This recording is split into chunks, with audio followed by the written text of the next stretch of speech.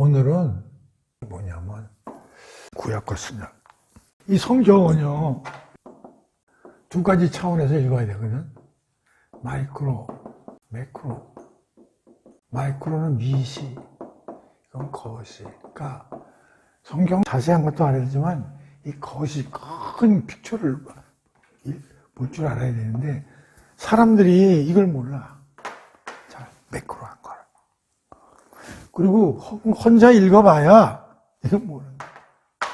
그래서 내가 항상 얘기하면 성경은 혼자 공부하면 안 된다는 거예요. 일단 매크로한 것도 알아야 되고 마이크로한 것도 알아야 되고. 그래도 창세기 1장에서 11장까지는 매크로한 게 많이 나오거든요. 그래서 창세기 1장, 11장을 공부를 많이 해둬야 된다는 게, 지금 이제 우리가 12장에서 이제 벌써 19장까지 아브라함 이야기를 했는데, 그 읽어보면 뭐 재미있는 것도 있고 뭐, 근데 그 도대체 뭘 매크로한 걸 파악해야 되느냐? 이걸 몰라, 사람들이. 그래서 이걸 계속 나가는 것도 중요하지만 여기서 일단 여기까지 멈추고 정리를 해보자, 이런 얘기야. 뭘 정리하냐면, 이 성경에 보면 두껍기를 보면은 이렇게 차이가 나거든요. 구약이 훨씬 두껍잖아요. 신약은 요렇고요. 건수로만 해도 여기는 39건이고 여기 27건이고. 신약은 뭐 되게 짧잖아. 제일 긴 게 로마서 16장짜리라고. 물론 복음서는 24장 되지만. 그런데 여기 구약은 이사야 같은 것만 해도 66장이거든요. 창세기는 50장. 이게 내용이 방대하다고. 또 어떤 사람은 신약만 공부하는 사람도 있어. 구약은 옛날 거니까. 그래도 예수님, 기독교는 예수님하고 관련이 있으니까. 그래 신약만 되게 공부하는 사람이 있다고. 이건 안 하고. 그런 사람도 있고. 어떤 사람도 신약은 또 재미없다고 구약만 되게 한다. 이게 스토리가 있잖아. 그 신약은 또 스토리가 별로 없어요. 그럼 이제 구약과 신약은 이게 어떤 사람은 또 구약하고 신약을 읽어보는데 좀 내용이 좀 다른 것 같아. 뭐 이렇게 얘기하는 사람도 있고. 지난번에 얘기했지만 구약에서 하나님은 무서운 하나님인가 뭐 심판도 하고 막 가나안 땅에 데리고 들어가가지고 전멸하라고 하나님 이런. 또 여기는 예수님 오셔가지고 그냥 사랑. 야, 이게 뭐 구약하고 신약이 뭐 이게 어떻게 되는 거야? 그래서 이거를 신약과 구약 그 차이점이나 뭐가 틀리고 뭐가 아는 거 이런 걸 전체적으로 알면서 구약도 읽어야지. 구약의 내용이 많기 때문에 그냥 펑펑히 그냥 읽다 보면 매크로한 것뿐이 요즘 핵심이 뭔지를 모른다고. 자, 그래서 오늘 그걸 굉장히 중요한 겁니다, 이거.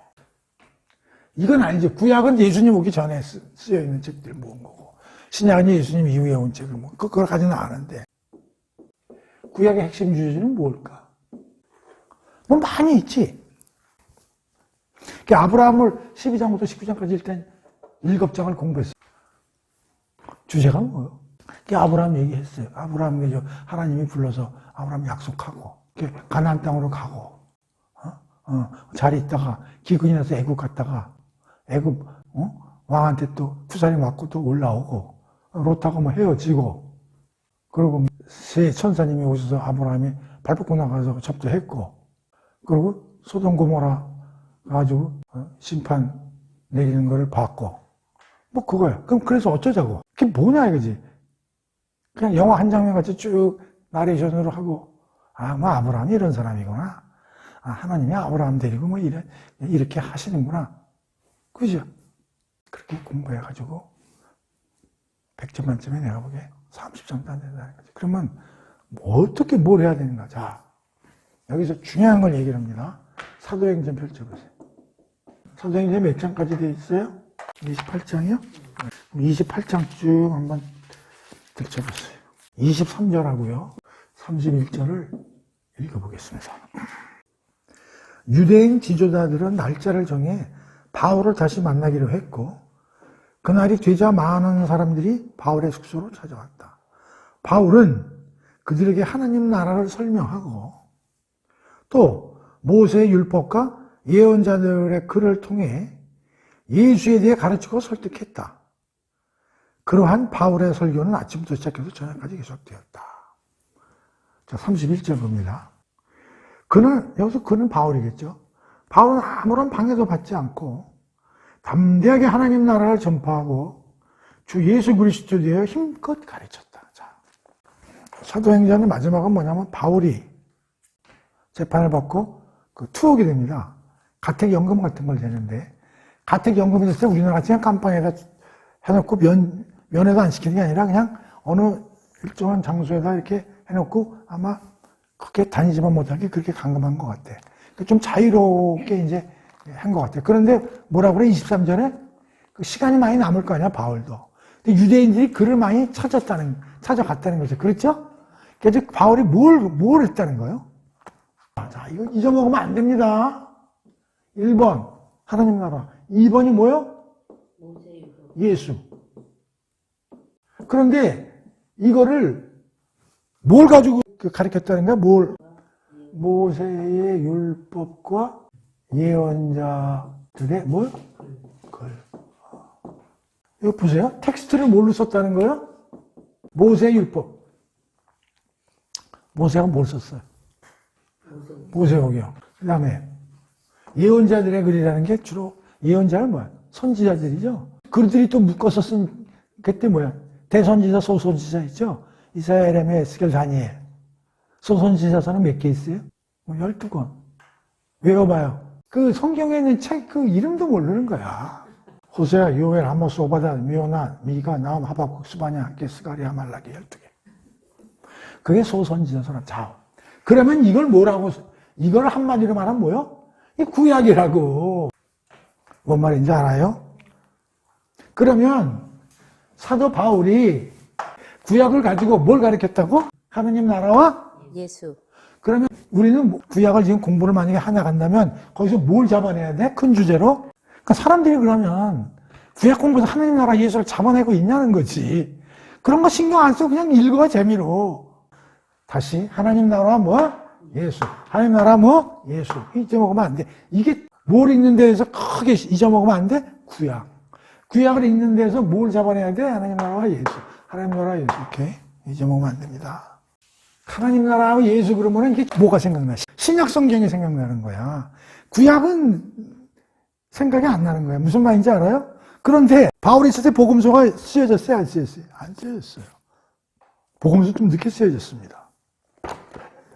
그런데 바울은 열심히 하나님 나라와 예수님을 가르쳤다는 거예요. 그 구약. 그럼 구약에 하나님 나라와 예수님이 있다는 얘기지. 그러니까 그거를 가르친 거죠. 그러니까 하나님 나라 예수를 신약이라고만 생각하는 사람들이 무지하게 많다니까. 구약은 전혀 그런 거 관계 없는 줄 아는데, 그렇지 않다는 얘기예요. 오케이? 그러면 우리가 짧은 지식이지만 12장에서 19장까지 배웠잖아요. 그럼 여러분들이 지금 그 짧은 지식을 가지고 하나님 나라와 예수를 찾아보라고 복습을 안 했으니까 지금 전혀 생각이 안 나겠지. 특히 나이가 들면서요.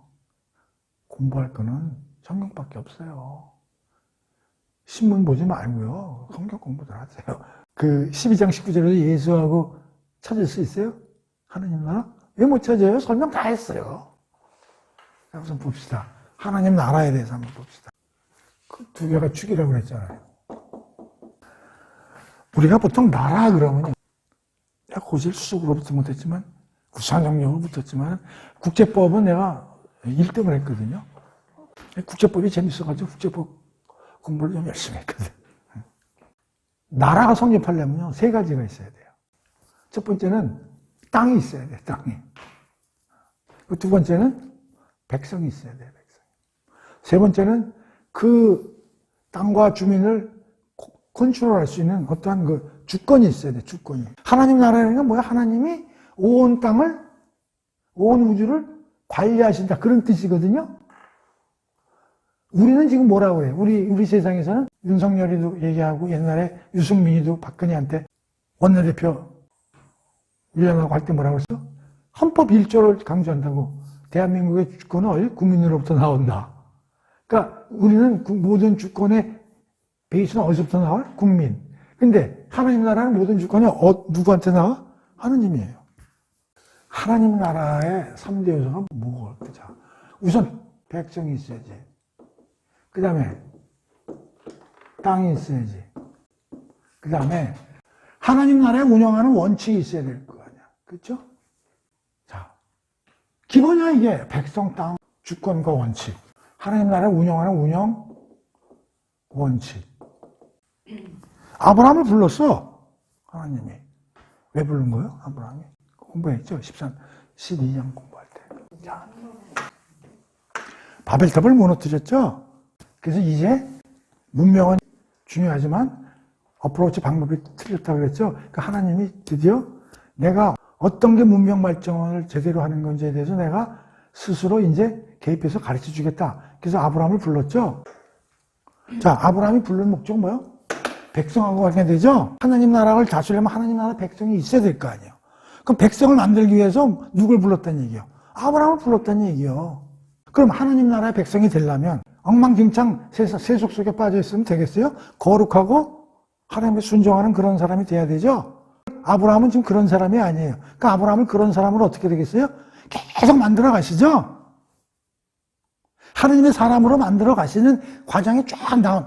그러면 우리가 아브라함이라는 창세기를 읽으면서 뭘 주제로 봐야 되냐면, 하나님 나라 운영하시는데 아브라함은 이제 백성의 스타팅이 시작됐는데, 하나님의 백성으로서 그 레벨업 되는지 그 하나님이 어떻게 끌고 가시는가, 그런 게 주제가 되는 거예요. 그런 걸 보면서 읽어야, 매끄러하게 봐야 된다, 이런 얘기지. 그런데, 그 나라가 되려고 그러면 사람이 한 명 가지고 돼요? 안 되죠? 그럼 아브라함 한 명부터 시작해가지고 어떻게 돼요? 우리가 다 알지만 그게 이스라엘 민족이 되죠? 이스라엘 민족이 어떻게 완성이 됩니까? 아브라함에서. 누가 나와요? 이스마엘은 하나님이 그 라인이 아니라 그랬죠? 그래가지고 이삭이죠? 이삭에서 애가 둘 나오죠? 에서하고 야곱. 그래서 에서는 제끼죠? 야곱을 하나님이 라인으로 선택하시죠? 야곱에서 몇 명이 나옵니까? 12명이 나오죠? 그래가지고 몇 명이, 한 70여 명이 이집트를 가죠? 거기서 몇 년 공부했죠? 몇 년 동안 있어요? 400년 있죠? 그래가지고 몇 명이 돼서 모세가 끌고 나옵니까? 민수기 보세요. 민수기라는 게 무슨 뜻이에요? 국민의 머리를 세웠다 이런 뜻이에요, 민수기가. 자, 46절 보세요. 모두 합하니 얼마요? 전부 쉬진 않았어요. 20살 이상 된 남자들만 모으니까 얼마야? 라플레 60만. 그러면 4인 가족하면 240만, 3인 가족하면 180만. 그래서 약 200만 정도 됐을 거다. 그 모세가 200만을 이끌고 나온 거야. 그냥 사람은 모은 게 아니라 아브라함부터 시작해서 하나님이 400년 동안 200만을 만드신다고. 근데 중요한 것은 그럼 이 인간들이 어떻게 하나님이 어떤 식으로 훈련을 시키고 말 안 들으면 어떻게 채찍질하고 또 끌어내고 하는 것들이 쫙 구약에 쫙 설명이 돼서 나온다고. 그러니까 그런 걸 뭘 생각을 하고 이런 걸 생각하고 읽어야 된다는 거지. 자, 그런데 우리 창세기 1장 11절에서 인간은 모두 어떻게 됐다고? 오염이죠? 이걸 해결하기 위해서 누가 나와야 돼? 예수. 여기가 나와야죠? 그러니까 하나님이 얘네들도 만들지만 뭐를 또 해결하셔야 돼? 예수님은 하늘에 계시죠? 근데 하늘에만 계셔가지고 되는 게 아니라 구체적으로 이걸 해결하기 위해서는 땅에 오셔야 되죠? 그걸 우리는 뭐라고 해요? 성육신 그러죠? holy. 하나님이 육신, 사람으로 내려오신 게 성육신 아니에요. 이걸 같이 일을 하신다고. 구약에서. 근데 이게 구약은 아직 왔어요, 안 왔어요? 그러니까 올 것이죠. 그러니까 이건 예언으로밖에 얘기할 수가 없죠. 그렇죠? 구약에서는. 그러니까 하나님이 백성들을 아브라함부터 해서 어떻게 만들어 가시고 그애들을 어떻게 훈련시키는 것도 보면서 동시에 뭘 봐야 돼요? 이건 어떻게 하나님이 만드시는지 어떻게 예언을 하시고 어떻게 이걸 구체적으로 언제 어떻게 말씀하시는지를 읽어야 된다. 자, 그 다음에 땅이 있어야 될 거 아니에요. 그러니까 하나님은 어떻게 땅을 어떤데 어떻게 만드시는지. 처음에 아브라함 보고 그냥 가나안 땅은 가서 그냥 보라 그런 거죠. 등기한 건 아니죠. 등기를 언제 합니까? 여호수아가 들어가죠. 이게 지금 아브라함 부른 것에서 몇 년 뒤에 들어가는 거예요, 여호수아. 한 500여 년 뒤에 들어가죠. 아브라함은 BC 2000년도 사람이고 모세는 1500, 한 500여 년 뒤에 들어가가지고 어떻게 됩니까? 땅을 확보하죠. 이스라엘 민족이. 근데 이 땅은 소돔과 고모라 같이 아주 악이 팽배한 땅을 하나님이 들어가라고 그러시죠? 자, 보세요. 근데 왜 가서 진멸을 하라고 그래? 하나님이 들어가서 거기 씻어내기 전에 다 죽이라고 그런다. 그걸 두고 사람들이 하나님 너무 징그럽다.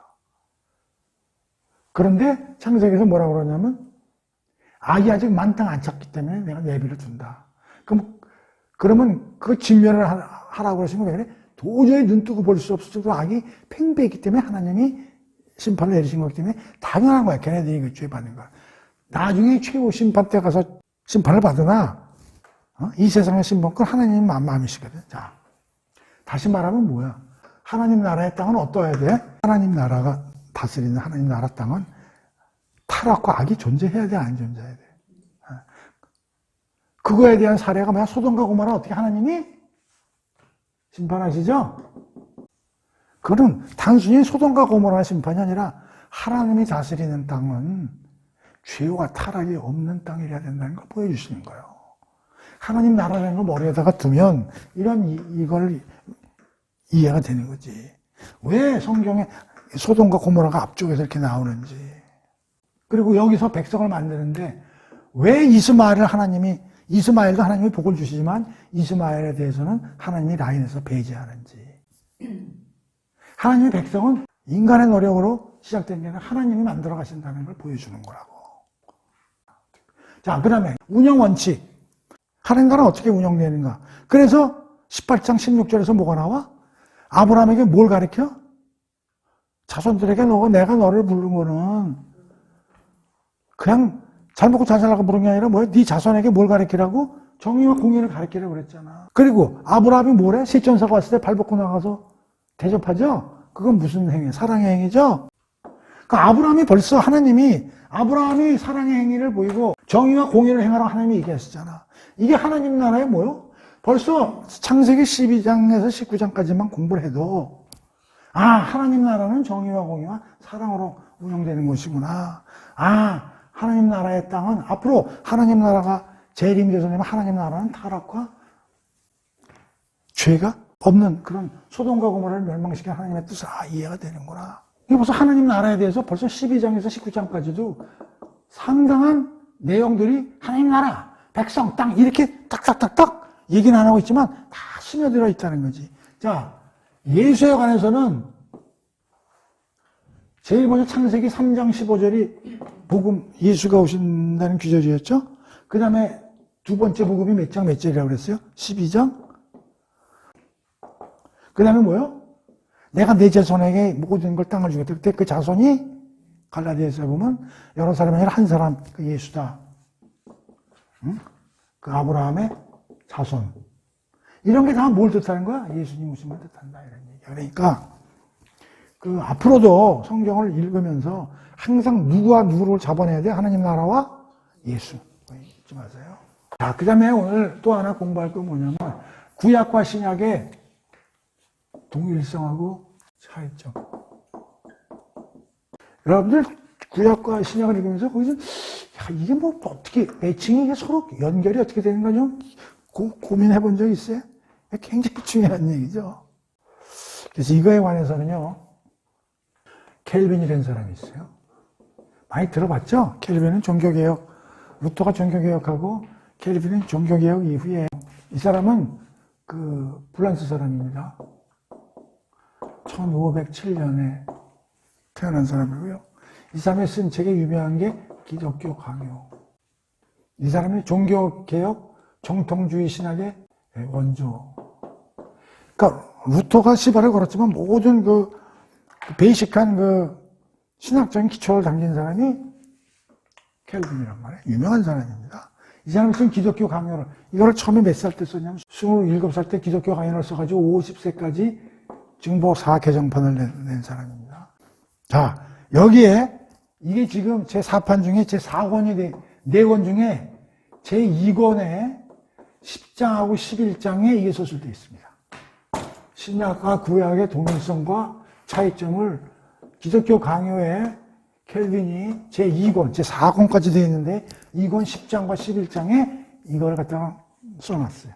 그걸 내가 오늘 여러분하고 공부할 거예요. 어렵습니다. 어려운 게 아니라 굉장히 중요합니다. 이거 가르치는 사람 없어요. 자, 공부를 해봅시다. 기본적으로 구약과 신약에서 말하고자 하는 그 에센스는 동일하다는 거예요. 실질과 실상은 동일하다는 거예요. 구약이냐 신약이냐 실질과 실상은 동일하다는 거예요. 그럼 그게 뭐냐? 1번 이스라엘 민족에게 예수님 말씀하신 걸 잘 살펴보면 그들이 육신적이고 세속적인 복을 줘서 그들이 그걸 갈망하고 산 게 아니라 영생의 소망이 목적이 있다는 얘기예요. 그러니까 구약이나 신약이나 동일한데 실상은 뭐냐면 여기에 보면 뭐 구약에 있는 사람들이 아브라함도 하나님이 뭐 부자도 되게 해주고 야곱도 부자게 되게 해주고 복도 주고 그런 얘기가 많이 나오지만 그것은 육신적 세속적인 복이라기보다는 그걸 넘어선 영적인 소망을 바라보고 갈망하도록 하는 데 목적이 있다는 거예요. 그것은 신약이나 이거랑 똑같다는 거예요. 그런데 이 사람들에게는 육체적 세속적인 복이나 이런 거를 설명을 그렇게 하는 경우가 많이 있다는 거예요. 설명은. 그러나 목적은 그게 아니고 영생의 소망이 목적이라는 거예요. 저 내세. 자, 두 번째. 그리고 모든 하나님의 약속은 모든 게 다 하나님의 은혜에 의해서 비롯된다는 거예요. 인간의 공로는 없다는 거예요. 그리고 세 번째는 구약에서도 중보자인 예수를 바라보면서 하나님과 연결되고 그 약속에 참여한다는 거예요. 그럼 차이점은 뭐냐? 이쪽도 영생의 소망의 목적이고 하나님의 은혜고 모든 것은 예수를 통해서 믿음으로 말미암아 영생으로 가고 한다는 게 구약에도 다 얘기를 하고 있잖아요. 그런데 이상하다. 신약은 대충 알겠는데 구약에서 이런 얘기들이 명쾌하게 나오나? 자, 이쪽은 1번 영적 축복을 현세적 세속적으로 표현. 그 이쪽은 뭐냐면 이게 실상이고 소망인데 표현을 여기서는 구약에서는 현세적 세속적으로 표현을 많이 한다는 거예요. 복에 관한 내용들을. 그러니까 어찌 보면 이게 우리가 이 세상에서 잘 먹고 잘 사는 게 목적이구나. 하나님이 이렇게 하도록 생각할 수 있는 오해의 소지가 있지만 그렇게 표현을 한다는 거예요. 근데 사실은 그게 실상은 그게 거기에만 있는 게 아니라 그 너머에 영생의 소망이 목적인데 이렇게 표현을 한다는 거예요. 그 이유는 조금 이따 이제 다시 오케이. 자, 두 번째. 형식과 의식이라는 게 제사제. 형식과 의식으로 그리스도를 표현하고 전달한다는 거예요. 예수는 아직 안 왔기 때문에 그런 거를 하나의 형식과 의식을 통해서 예수 그리스도를 갖다가 상징하는 걸로 구약은 설명을 한다는 거예요. 그게 신약과는 차이가 있는 거예요. 신약. 자, 세 번째는 문자적인 구약과 영적인 신약. 이거는 문자적인 구약은 율법이고요. 영적인 신약은 복음입니다. 자, 일단 써놓고 봅니다. 자, 4번. 구약의 백성들은 노예 상태와 신약의 자유로운 백성. 자, 다섯 번째는 구약은 한 민족, 신약은 모든 민족과 관련이 되어 있다는 얘기죠. 여기서부터 얘기해 볼게. 구약 때 있는 사람들은 바울이 뭐라면 어린애들이잖아요. 어린애. 유치원생. 왜냐하면 아직 예수님도 안 오고 그렇기 때문에 그 어린이로 취급해서 그러니까 이게 다시 말하면 뭐냐면 가르칠 내용하고 본질은 동일한데 그 가르치는 방법, 방식 그러니까 지도 방식이죠. 어프로치 방법은 달리했다는 거예요. 똑같은 걸 가리키더라도 가리키는 방법과 절차나 방식에서 차이점을 뒀다는 거예요. 하나는 유치원생 가리키는 기법을 썼고 여기는 대학생 가리키는 걸 썼다는 거예요. 내가 옛날에 민경이를 국민학교 때 1차 방정식을 좀 배우더라고. 그래서 그 유명한 게 그거 아니야. 닭하고 개하고는 20마리다. 근데 개다리하고 닭다리를 합하니까 30개다. 그럼 닭은 몇 마리고 개는 몇 마리냐. 그게 1차 방정식이거든요. 숫자가 10마리라고 그러면 개를 X로 놓고 닭을 Y로 놓고 X 플러스 Y가 10 그렇게 되잖아요. X 플러스. 그런데 다리가 20개라 그러면 개는 다리가 4개 아니야. 그럼 4X 플러스 닭은 다리가 그냥 2Y는 뭐 20 이렇게 돼가지고 이제 풀면 X 얼마 Y 얼마 나잖아. 근데 국민학교 애가 XY를 모르는 거야. XY는 영어로만 A, B, C, D, F, G. 근데 그게 수학에 왜 XY가 나와? 그렇잖아. 2X 그러면 2 곱하기 X를 줄이면 2X인데. 그냥 헷갈리니까. 그래서 어떻게 가르치냐면 XY라면 안 되겠다. 그래서 내가 개는 네모고 닭은 동그라미다. 알았지? 그건 아니. 그러면 네모에 2개 곱하면 네모 하다가 네, 요거 더하기 요거는 이렇게 가르쳤단 말이야. 그게 뭐냐? 똑같은 방정식을 푸는 건데 그 사람에 맞춰서 가르치는 적용한 거. 이게 이렇다는 얘기야. 그러니까 예수가 아직 안 왔고 예수가 오려고 그러면은 시간이 하나님이 생각하는 시간이 앞으로 많이 남았고 또 여기는 사람도 만들어야 되고 아까 얘기했지만 백성도 만들어야 되고 여러 가지 이스라엘 민족을 데리고 다니면서 공부도 시키고 교육도 시켜야 되니까 걔들한테 처음부터 오지도 않은 예수를 갖다가 제대로 설명하고 하려면 그럼 그 사람은 뭔데요? 왜 와요? 예수님이 뭐 어마어마하게 질문이 많을 거야. 여러분들은 더 많을 거고. 그러니까 쉽게 설명해서 시작하는 거야. 그러니까 예수가 와서 우리 죄를 속죄해 간다. 못 믿으니까 어떻게 해? 그 동물 잡아가지고 제사에서 번제단에서 그렇게 해서 죄를 안수해가지고 그런 식으로부터 시작하는 그게 예수의 예표거든요. 예수가 우리의 죄를 내포해서 예수님이 갈보리에서 죽으심으로써 우리를 죄에서부터 구출해 그런 건데 그거를 표현을 편하게 하기 위해서 시스템을 그 동물 죽이는 제사 시스템을 만들어서 그렇게 합니다. 그러니까 형식과 의식으로 그리스도나 이런 것들 갖다가 구약에서는 표현했다는 거지. 그게 차이라는 거지. 그러나 본질은 같다는 거야. 자, 이것도 마찬가지야. 영적 축복을 뭐 영생, 거듭남 이런 거를 설명해봐야 잘 모르니까 세상에서 복을 많이 주는 걸 그래도 역시 먹고 사는 게 좀 풍족하게 하나님으로부터 그런 걸 받아야지. 그런 걸 표현하면서 실은 이런 거를 얘기를 하신다는 거예요. 그러나 표현을 이렇게 하는 것 뿐이지. 그 다음에 이거 굉장히 중요한 어려운 건데 하나님은 계속 선지자들이나 모세를 통해 가지고 뭘 하냐면 계속 율법을 주고 뭘 하지 말라 뭐 하지 말라 하나님은 계속 그걸 주고 그걸 지켜라. 그 신명기의 핵심 주제가 그거든. 많은 규정을 주시면서 법령을 주시면서 지키면 어떻게 살고 의인이고 안 지키면 죄인이고 사망이다. 이렇게 가르친단 말이에요.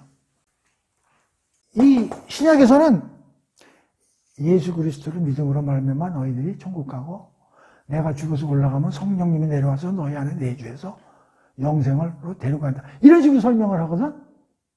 근데 이쪽은 율법을 주고 그 지키면 살고 못 지키면 죽는다. 이런 식으로 설명을 하니까 혼동이 되는 거예요.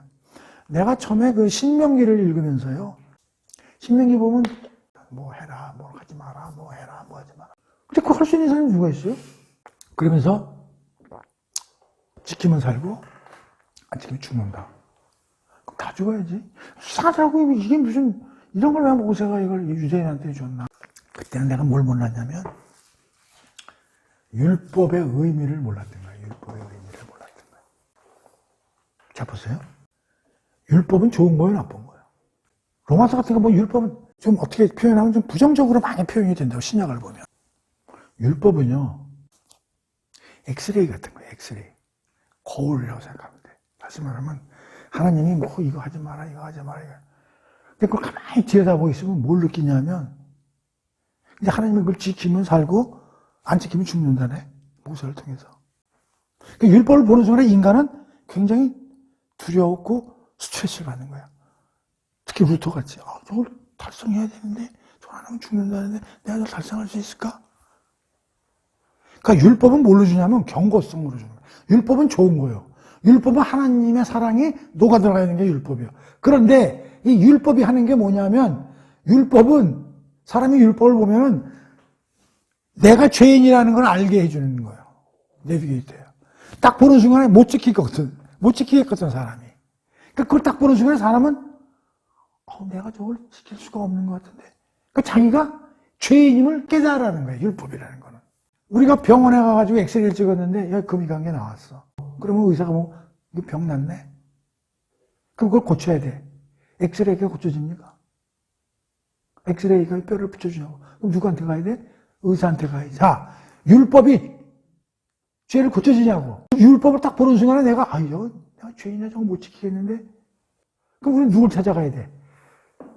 그리스도를 찾아가야 돼. 그러니까 율법은 뭐냐면 율법이 주는 목적은 뭐냐면 그리스도로 우리를 이끄는 모학 선생이다 그랬어요. 헬퍼를 부르자. 도와주세요. 율법이 있어야 그래. 율법이 없으면 자기가 죄인인지도 몰라. 뭘 잘못된지도 모르기 때문에 율법을 줌으로써 내가 이걸 만족을 못 시키는. 그러니까 율법을 보면서 누굴 찾아가야 돼? 도와주세요 헬퍼. 그래서 율법은 그리스도에게 가는 하나의 선생님으로 역할을 한다. 그런 얘기예요 율법은. 근데 하나님이 왜 율법을 지키면 살고 안 지키면 죽는다고 그래? 지켜봐라 이런 얘기야. 지킬 수 스스로 알아. 네 능력을 알라는 거지. 그런데 유대인들은 끝까지 그걸 지켜보겠다고 무진 애를 쓰는 거야. 그게 잘못된 거지. 그래서 율법주의에 빠져가지고 어떻게 했든 예를 들면은 구약은 백성들에게는 율법을 줌으로써 돌판에 십계명을 받거나 이런 율법을 문자로 줌으로써 그들을 교육시켰지만은 신약에서는 예수 그리스도가 오고 성령님이 내려오심으로써 모든 것을 우리 마음에 문자에다가 내용을 새긴 게 아니라 우리 마음에 영적으로 성령님께서 일을 하셔서 모든 걸 달성하게 하신다 이거야. 그런 차이가 있다는 거지. 신약과 구약은. 그래서 구약 백성들은 율법 아래에 있기 때문에 전부가 죄인이야. 그래서 노예 상태에 있는 사람들이라 이런 얘기야. 이 노예라는 게 남의 집에서 일하는 노예가 아니라 구약 백성들은 율법을 받음으로써 그 안에 있음으로써 스트레스 받고 두렵고 사탄의 종의 노릇하는 그런 상태에 있는 거고 신약은 거기서 예수님을 통해서 믿음을 얼마나 완전히 벗어난 프리한 상태에 있게 된다 이런 얘기야. 그래서 지난번에 만날 때 이스마엘은 육체의 자녀고 아브라함에 대해서는 뭐라고 그랬어요? 갈라디아에서요? 하나님 은혜의 자손이라고 그랬잖아요. 이 그런 뜻이고요. 그 다음에 하나님의 목적은 전 민족을 대상으로 구원하고 데리고 가는 게 목적이지만 우선 구약에서는 기본적으로 아브라함부터 시작해서 우선 유대인 이스라엘을 통해서 율법도 주고 그들을 시작하신 거고 예수님이 와서서 드디어 이게 모든 민족으로 확대 나간. 다시 말하면 이렇게 차이가 있는데 그러나 이 차이는 형식적이고 방법상의 문제지 실제적으로는 이쪽 사람들이나 다 목적은 영생이 목표라는 거예요. 영생이. 표현을 이렇게 했을 뿐이다 이런 거지.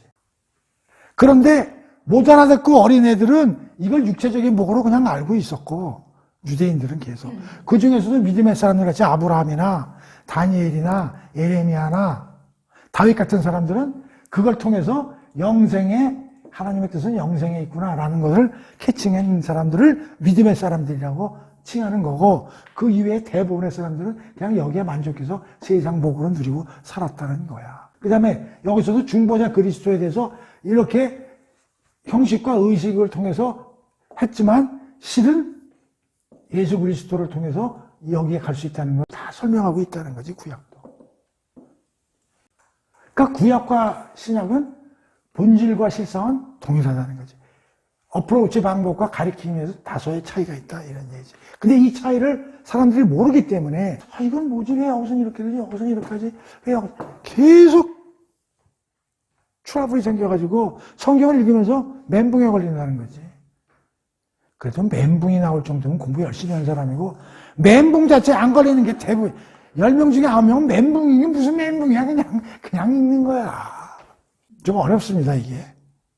이 사람 대단한 사람이죠. 천재죠. 우리나라 3대 신학책 중에 하나가 기독교입니다. 이걸 몇 살에 썼다고? 27. 대단한 사람이죠. 엄청난 사람이죠. 근데 이걸 말로만 한 게 아니라 여기서 전부 구약 규절을 뽑아가지고 다 설명해놨어요. 그런데 그것까지 하려면 시간이 너무 오르니까 오늘은 그냥 이렇게만 알면 돼. 자, 구약과 신약은 다 하나님의 뜻하신 목적은 같다고 우리를 말씀을. 근데 그것은 현세의 복에 있는 게 아니라 영생의 핵심이야, 영생. 왜냐하면, 자, 내가 한마디만 할게. 아브라함한테도 구약 백성들에게 항상 뭐라고 그러냐면, 너는 나의 백성이고 나는 너의 하나님이다. 그 얘기거든. 잘 들으세요. 이게 무슨 뜻이에요? 그리고 내가 항상 너와 함께 하리라. 요거 하나만 기억해. 성경에 제일 많이 나온 게 구약에는 I will be always. 내가 너와 함께 할게. 우리 노아와 언약 때도 그렇고 기억하시는 하나님 나타나시잖아. 두려워 말라. 내가 너와 함께. 그게 무슨 뜻이에요? 그걸 알아야 돼요. 자, 하나님은 죽어요, 살아요? 안 죽죠. 그걸 뭐라고 그래요? forever 사시죠. 자, 보세요. 하나님은 영원히 사시는 분인데 어떤 놈한테 I will be always with you. 나는 나와 항상 함께 있으리. 그게. 근데 얘가 죽을 놈이라면 나는 너가 살아있을 동안만 함께 할게. 그게 맞는 거 아니에요. 근데 나는 너와 함께 하리라. 그 얘기 뭐냐? 너 죽지 않는다는 거예요. 이 한마디도 대단히 중요한 거예요. 사람들이 그걸 몰라. I will be always with you. 두려워하지만 내가 항상 너와 같이 있잖아. 그럼 하나님이 같이 있다는 얘기는 내가 영원한 사람이니까 너도 영원하다는 얘기야. 그거를 믿음의 사람들은 알았다는 얘기야. 여기 있는 사람들이. 여기 와가지고 예수님이 애들 많았고, 야, 나를 믿어라. 난 부활할 거다. 그럼 부활해가지고 사람들이 믿고 그런 걸 여기 눈으로 본 거지만 여기는 아직 안 왔잖아. 그러면서도 하나님이 그런 얘기를 할 때 이 사람들이 하나님을 경험하면서 느낀 게 뭐냐. 하나님 영원히 나하고 같이 있으신 분이구나. 라는 걸 믿음의 사람들은 알았다는 얘기예요. 찐따들은 몰랐겠지만은. 그리고 항상 이런 얘기해, 후손들한테. 나는 아브라함, 이삭, 야곱의 하나님이다. 이스라엘 국민들한테 항상 그게 무슨 얘기예요? 죽었는데도 불구하고 후손들한테 와가지고 나는 아브라함, 이삭, 야곱의 하나님. 그 얘기는 뭐냐면 걔들이 죽은 게 아니라 같이 있다는 거예요. 그래서 걔들한테 한 약속도 너희들한테 유효하고 나는 아직도 그들의 하나님이라. 죽고 소멸했으면 하나님이 내가 그들의 하나님이라는 얘기를 하십니까? 와, 하나님이 두려워하지 마. 난 함께 있을 것이요. 나는 너의 하나님. 하나님은 아버지라는 뜻이거든. 나는 너의 아버지, 너는 나의 백성. 근데 영원히 사시는 분이 자기 자손이라고 그러는데 그놈은 죽을 놈이면은 하나님이 너는 60까지 살면 그때까지만 아버지 노릇 할게. 그럼 넌 가고. 그게 아니잖아요. 근데 그렇게 하면 못 알아들어요. 예수가 안 왔고 이런 걸 모르기 때문에 그렇게 표현하는 거예요. 그냥 세속적으로 복을 주고, 그래, 하나님 믿음이 풍성하게 해주시는구나. 근데 그 풍성이 어떤 사람은 영적인 풍성까지도 생각하는 사람이 있고, 그냥 육체적으로 하나님 믿음은 복이 오는구나. 그렇게 생각하는 사람도 있는데, 믿음의 사람들은 이걸 보고 있었다는 거예요. 무슨 말인지. 그러니까 아브라함 같은 사람은 이제 이런 걸 다 봤다는 얘기지.